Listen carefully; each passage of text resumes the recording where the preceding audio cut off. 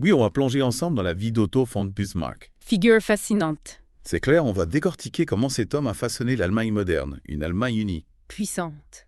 puissante, qui va marquer l'Europe au fer rouge. Accroche-toi bien, on va traverser des périodes tumultueuses et découvrir les multiples facettes de ce personnage hors du commun. C'est parti. Alors on commence direct. Allez. Qu'est-ce qui est vraiment captivant avec Bismarck d'après toi? Eh bien, tu sais, ce qui est vraiment captivant avec Bismarck, c'est qu'il naît dans une Allemagne qui n'existe pas encore vraiment en tant que nation. Ah ouais. Imagine-toi un patchwork de 39 États divisés entre l'influence autrichienne catholique au sud et la Prusse protestante au nord. Hmm. C'est dans ce contexte, en 1815, qu'Otto fait son entrée en pleine Prusse, encore humilié par les guerres napoléoniennes. Ouais, c'est dingue, le podcast met d'ailleurs bien en avant ce contraste entre l'image qu'on a de Bismarck, le chancelier de fer autoritaire, inflexible, et ses débuts. On découvre un jeune homme issu de la noblesse prussienne, certes, mais qui a un parcours pour le mot atypique. Étudiant médiocre, fonctionnaire, démotivé, puis feigné, on est loin du junker prussien typique. D'ailleurs, tu peux nous rappeler ce qu'est un junker? Bien sûr, les Junkers, c'était la noblesse terrienne prussienne, une classe puissante qui avait une influence considérable à l'époque de Bismarck. Ils étaient connus pour leur conservatisme, leur attachement à la tradition et leur sens du devoir envers l'État. Et Bismarck, bien qu'il n'incarne pas tous les clichés du Junker en est issu, et on retrouve certaines de ses valeurs dans ses actions. Ok, donc on a un Bismarck jeune, issu d'une famille noble, mais qui ne suit pas forcément le chemin tout tracé. Et ce qui est intéressant, c'est que le podcast nous montre que c'est déjà à cette époque qu'on perçoit sa personnalité complexe. Il y a ce mélange d'ambition et de pragmatisme, mais aussi une certaine aversion pour les femmes fortes, probablement héritées de sa relation conflictuelle avec sa mère. C'est un point super intéressant. En analysant ses lettres et ses écrits personnels, on voit comment cette relation difficile avec sa mère a pu nourrir son besoin de contrôle et sa difficulté à collaborer avec femmes de pouvoir. C'est fascinant de voir comment l'histoire personnelle d'un leader peut influencer sa vision du monde. Non. Carrément. Et puis arrive 1848, l'année des révolutions qui secoue toute l'Europe. Un véritable tournant pour Bismarck et pour l'Allemagne en général. Alors que beaucoup voient dans ces soulèvements une opportunité d'unifier l'Allemagne sous une bannière libérale. Bismarck, lui, s'y oppose fermement. Il voit cette unification comme une menace pour la puissance de la Prusse. Exactement, et c'est crucial pour comprendre sa vision.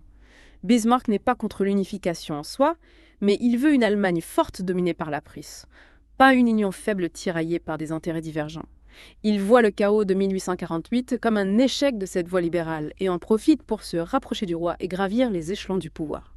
Et c'est là qu'il nous balance sa fameuse formule, le sang et le fer. C'est dans un discours de 1862 qu'il expose sa vision d'une Allemagne puissante forgée par l'industrialisation et la force militaire. Fini les palabres, place à l'action. Ce discours, c'est une véritable déclaration de guerre. Bismarck met en place une stratégie audacieuse, 3 guerres successives pour unifier l'Allemagne sous la domination prussienne. Et ce qui est incroyable, c'est qu'il va réussir. Attends, 3 guerres c'est chaud quand même. Du coup, on se retrouve plongé dans ces conflits. On va décortiquer ça ensemble. D'abord, la guerre des duchés contre le Danemark en 1864, un premier test pour Bismarck, puis le choc frontal contre l'Autriche en 1866, qui oppose les deux grandes puissances allemandes. Et enfin, l'affrontement décisif avec la France en 1870. Chaque victoire a grandi la Prusse et isole ses ennemis. On voit bien que Bismarck est un fin stratège, mais aussi un maître de la manipulation diplomatique. Il sait comment attiser les tensions et exploiter les faiblesses de ses adversaires. Oui, et là, il faut qu'on parle de la guerre franco-prussienne, parce que c'est un exemple parfait de sa machiavélique intelligence. Il manipule un incident diplomatique, la fameuse dépêche d'Ems, pour pousser la France à déclarer la guerre, tout en s'assurant le soutien des autres États allemands. Franchement, c'est du génie ou de la manipulation, c'est selon. C'est vrai que c'est assez osé comme stratégie. D'un côté, ça montre son talent pour la manipulation et sa capacité à anticiper les réactions de ses adversaires. Mais d'un autre côté, on peut se demander si ce n'était pas un jeu dangereux. S'il s'était trompé dans ses calculs, il aurait pu se retrouver dans une position très délicate, accusé d'être l'agresseur. Clair, en tout cas, ça a marché. Et en 1871, apothéose la proclamation de l'Empire allemand dans le palais de Versailles. Symbole ultime de l'humiliation française et consécration de Bismarck, devenu le chancelier de fer d'une Allemagne, unie et puissante. Mais à quel prix? Ah, c'est là que les choses se compliquent. Bismarck a réalisé son rêve d'une Allemagne unie, mais cette unité s'est construite sur des guerres, des annexions, des tensions avec les voisins. L'annexion de l'Alsace-Lorraine, par exemple, va laisser une plaie ouverte en France, une source de ressentiment qui va peser lourd dans les relations futures entre les deux pays. Ouais, c'est clair que Bismarck a semé les graines de conflits futurs. D'ailleurs, quand on y pense, l'ombre de Bismarck plane sur toute l'histoire du XVIe siècle, avec 2 guerres mondiales qui vont ravager l'Europe. Difficile de ne pas s'interroger sur son rôle dans tout ça. C'est vrai, son héritage est assez ambigu. D'un côté, on a un modernisateur qui a mis en place des réformes sociales révolutionnaires pour l'époque, le suffrage universel masculin, l'assurance maladie, les retraites, des avancées considérables qui ont inspiré d'autres pays. Ah ouais, quand même. C'est marrant parce qu'on a tendance à l'imaginer comme un personnage ultra autoritaire, un peu à l'ancienne, mais il a même mis en place des systèmes de protection sociale super modernes. Absolument, et ça montre bien la complexité du personnage. Il était tiraillé entre ses aspirations progressistes et sa volonté de maintenir l'ordre établi. C'est un peu comme s'il voulait moderniser l'Allemagne tout en gardant un contrôle très ferme sur le pouvoir. Et ce contrôle, il va finir par le perdre, non? Oui. L'arrivée au pouvoir du jeune et impétueux Guillaume II en 1888, ça marque le début de la fin pour Bismarck. On sent que le clash est inévitable entre ces deux personnalités fortes. Oui, c'est le choc des générations. Guillaume Girls représente une nouvelle Allemagne moins patiente, moins encline à composer avec les vieilles puissances européennes. Il veut une Allemagne conquérante qui s'impose par la force sur la scène internationale. Et Bismarck, malgré toute son expérience, se retrouve mis sur la touche. C'est dingue. Quand même le chancelier de fer remercié comme un vulgaire employé.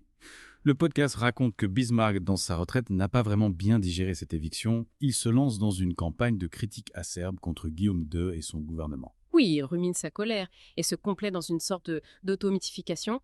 Il se présente comme le seul capable de comprendre les subtilités de la politique internationale, le seul à pouvoir garantir la paix et la stabilité en Europe. Un peu comme un vieux sage qui voit le monde s'effondrer autour de lui et qui se dit « Je vous avais prévenu ». Exactement, et c'est là qu'on peut faire un parallèle intéressant avec un autre personnage de l'histoire allemande.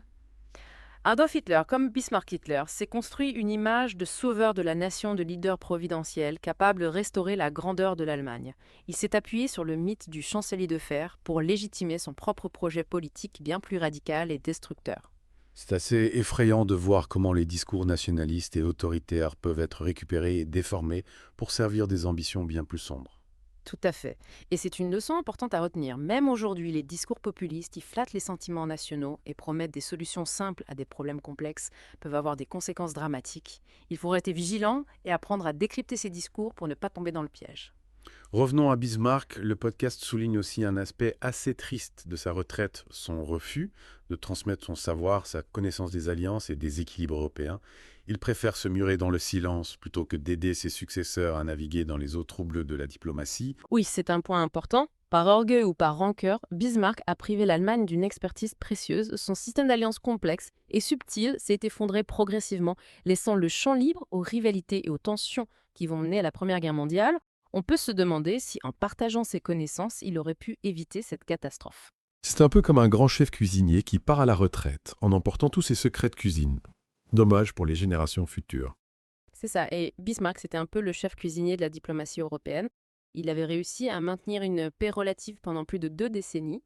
Son départ a créé un vide que personne n'a su combler. Bismarck meurt en 1898, amer et isolé. Alors quel héritage laisse-t-il derrière lui? Le podcast nous invite à une réflexion nuancée sans jugement hâtif. Oui, c'est important de ne pas tomber dans la simplification. Bismarck est un personnage complexe, fascinant et repoussant à la fois. Il a unifié l'Allemagne, lui a donné une place centrale sur l'échiquier européen, mais il a aussi contribué à créer un climat de tension et de rivalité qui va déboucher sur la catastrophe de 1914. On ne peut s'empêcher de penser à cette phrase « L'Europe est un tonneau de poudre, et il suffit d'une étincelle pour tout faire sauter ». Bismarck a peut-être retardé l'explosion, mais il n'a pas su désamorcer la bombe. C'est une image forte et malheureusement, juste Bismarck a joué avec le feu en manipulant les alliances, en attisant les nationalismes. Il a réussi à contrôler la situation pendant un temps, mais ses successeurs moins habiles et plus impulsifs n'ont pas su éviter la conflagration. Alors quel bilan tirer de ce deep dive dans la vie de Bismarck? Je dirais qu'il nous offre une plongée fascinante dans l'histoire de l'Europe, à un moment clé où les vieilles structures s'effondrent et de nouvelles puissances émergent. Bismarck incarne cette période de transition avec ses contradictions, ses ambitions, ses réussites et ses échecs. C'est une figure qui continue de nous interroger, de nous fasciner, et qui nous met en garde contre les dangers du nationalisme et de l'autoritarisme. Bon, on a beaucoup parlé de Bismarck, de ses actions, ses motivations, mais qu'en est-il de l'Allemagne qu'il a créée? Quel a été l'impact de cet homme sur la société allemande de l'époque? C'est une question essentielle. L'unification allemande sous la houlette de Bismarck a eu des conséquences profondes sur la société. D'abord, elle a engendré un sentiment d'unité nationale, une fierté d'appartenir à une nation forte et puissante. Le podcast mentionne d'ailleurs le rôle crucial de la langue et de la culture commune dans ce processus. Oui, on voit bien comment Bismarck a utilisé ces éléments pour consolider son pouvoir et légitimer l'unification. Créer un sentiment d'appartenance, une identité commune, c'est un outil puissant pour unifier un peuple. Mais cette unité a aussi un prix? Non. On peut penser à la marginalisation des minorités, comme les catholiques et les socialistes, qui ne se reconnaissaient pas forcément dans cette vision nationaliste et autoritaire. Tout à fait, la politique de Bismarck est marquée par une tension constante entre la volonté d'unifier la nation et la répression de ceux qui ne rentrent pas dans le moule. On le voit bien avec le Kulturkampf. Cette campagne visant à limiter l'influence de l'Église catholique, perçue comme une menace pour l'unité nationale. D'accord, donc une Allemagne plus unie, mais avec une certaine dose de répression pour ceux qui ne suivent pas la ligne du parti. Et du côté économique, quel est l'impact de Bismarck? On sait qu'il a mené l'Allemagne à la guerre, mais a-t-il aussi contribué à son développement économique? Absolument. Bismarck était un pragmatique. Il comprenait que la puissance d'une nation repose aussi sur sa force économique. Il a donc encouragé l'industrialisation, la construction d'infrastructures, le développement du commerce. L'Allemagne, de son impulsion, s'est transformée en une puissance industrielle majeure, rivalisant avec la Grande-Bretagne et la France. On voit déjà les bases du miracle économique allemand qui va marquer le XVIe siècle. Effectivement, Bismarck a posé les fondations d'une économie moderne et performante qui permettra à l'Allemagne de s'affirmer sur la scène internationale. Mais il ne faut pas oublier les aspects plus sombres de cette industrialisation. L'exploitation des ouvriers, les inégalités sociales, la concentration du capital entre les mains d'une élite. C'est vrai, on ne peut pas parler de progrès économique sans parler des inégalités qu'il peut engendrer. Et c'est là qu'on retombe sur les contradictions de Bismarck. On a vu ses manipulations diplomatiques, sa brutalité, son autoritarisme. Mais en même temps, il met en place des réformes sociales pionnières. Pour l'époque, l'assurance maladie, les retraites, le suffrage universel masculin. Comment expliquer ces contradictions ? C'est là toute la complexité du personnage. Bismarck était un conservateur, éclairé. Il comprenait que pour maintenir l'ordre social, il fallait aussi répondre aux aspirations du peuple, lui offrir une certaine protection contre les aléas de la vie. C'est une vision pragmatique du pouvoir consolider sa base en accordant des concessions, tout en maintenant un contrôle ferme sur les leviers de commande. C'est une stratégie qui a fonctionné pendant un temps, mais qui a finalement atteint ses limites avec l'arrivée au pouvoir de Guillaume Sott. Exactement, Guillaume Sécotte représente une nouvelle génération moins patiente, moins encline au compromis. Il veut une Allemagne conquérante, une puissance mondiale qui s'affirme par la force. C'est la fin de l'équilibre fragile que Bismarck avait réussi à instaurer. Alors au final, quel héritage Bismarck laisse-t-il à l'Allemagne? Un pays unifié, puissant économiquement, mais aussi marqué par les tensions, les inégalités, et un héritage politique qui sera récupéré par des régimes bien plus sombres. Un héritage ambivalent, sans aucun doute, il a unifié. La nation lui a donné une place centrale en Europe, a posé les bases d'une économie puissante, mais il a aussi contribué à créer un climat de tension, de nationalisme exacerbé, qui débouchera sur les tragédies du XXe siècle. C'est une leçon d'histoire qui nous invite à la réflexion, à la nuance. Les grands hommes, même les plus brillants, sont porteurs de contradictions, et leurs actions peuvent avoir des conséquences imprévisibles. On retient que l'unité nationale et la puissance économique ne doivent pas se construire au prix de la liberté et de la justice sociale. Absolument, l'étude de Bismarck nous rappelle que l'histoire est un processus complexe où se mêlent le génie, l'ambition, la violence et parfois la folie. Merci à toi pour cette analyse passionnante. J'espère que ce deep dive dans la vie de Bismarck t'a plu. On se retrouve très vite pour de nouvelles aventures historiques. À bientôt.